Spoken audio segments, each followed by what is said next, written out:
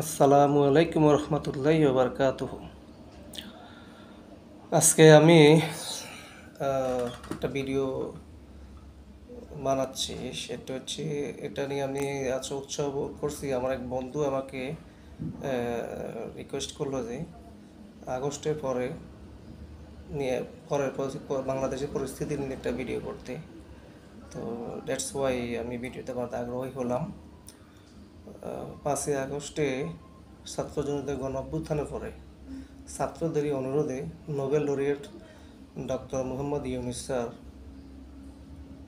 সরকারের দায়িত্ব গ্রহণ করলেন, অন্তর্বর্তী সরকার গঠন করলেন। সরকার গঠন করার পর অনেক চড়াই উতরাই ফেরিয়ে আমার মনে হচ্ছে উনি এখন আজকে সফলতার পথেই আছেন। বিভিন্ন ধরনের ইস্যুজ, যেমন ধরেন ইন্ডিয়ার সাথে বাংলাদেশের সম্পর্ক ছিল আগে প্রভু এবং ভৃত্যের মতো। উনি আসার পরে এই সম্পর্কটাতে সমতার ভিত্তিতে নিয়ে আসলেন।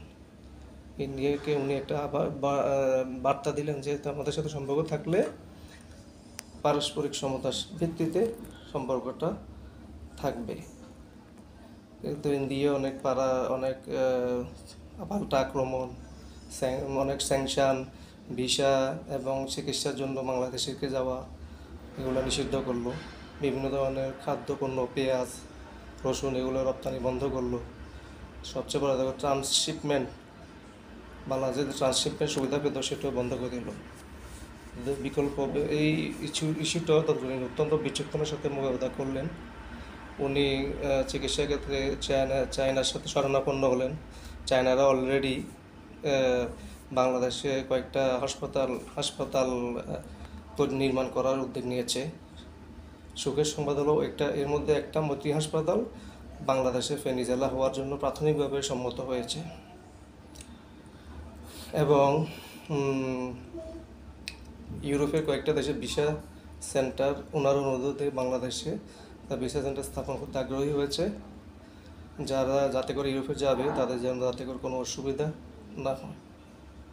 ট্রান্সশিপমেন্ট সুবিধা বাতিল করার ফলে আমাদের যে অচল বিমানবন্দরগুলো এগুলো চালু করার উদ্যোগ নিয়ে হয়েছে। অলরেডি সিলেট বিমানবন্দর থেকে 68 টন রপ্তানি পণ্যের কার্গো অলরেডি ছেড়ে গিয়েছে। 7 সিস্টার নিয়ে ডক্টর ইউনূসের তুখোর রাজনীতি লক্ষ্য করা গিয়েছে, যাতে করে ভারত সরকারের ঘুম হারাম। আরেকটা বিষয়, যুক্তরাষ্ট্রে যখন নির্বাচনের ঢামাডোল শুরু হয়েছে, জরিপে ট্রাম্প যখন এগিয়েছিল তখন অনেকেই ম্যাক্সিমাম লোকে বলাবলি করছে ইউনূস হচ্ছে ট্রাম্পের ঘনিষ্ঠ বন্ধু, এবার মোদি ট্রাম্পের ঘনিষ্ঠ বন্ধু, এবার ইউনূস সরকার ধরা খাবে। এক্ষেত্রে ডক্টর ইউনূসের বিচক্ষণতা লক্ষ্য করা যায়। তো উনি কী করলেন, স্টারলিংকে বাংলাদেশকে ব্যবসায় সুযোগ করে দিলেন। আর স্টারলিংকের মালিক হয়েছে ট্রাম্পের ঘনিষ্ঠ বন্ধু এবং ব্যবসায়িক পার্টনার। আর ট্রাম্প যত যাই বলুন না কেন, ট্রাম্প রাজনীতি যেদিকে যাক ও কিন্তু ব্যবসা প্রিয় মানুষ। সে যেখানে যাদের সাথে ব্যবসা তাদের প্রতি আন্তরিক। ভারতে মোদি এবং ট্রাম্পের বৈঠকে মোদি বাংলার ইস্যুতে উঠেছিলেন এবং ইন্ডিয়ার সাংবাদিক ট্রাম্পকে বাংলাদেশ বিষয়ে প্রশ্ন করাতে ট্রাম্প উত্তর দিয়েছেন এমনভাবে যে বাংলার ইস্যুটা তিনি মোদির হাতে তুলে দিয়েছেন। এই ক্ষেত্রে পরে দেখে আপাতত কিছু হলো না। তার ডক্টর ইউনূসের আরেকটা সফলতা, জাতিসংঘ মহাসচিব অ্যান্টনিও গুতেরেসকে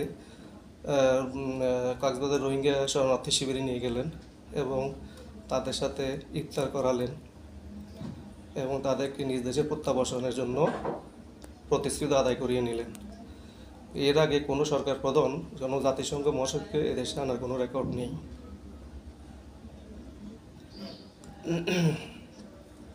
তারপরে আরেকটা বিষয় হচ্ছে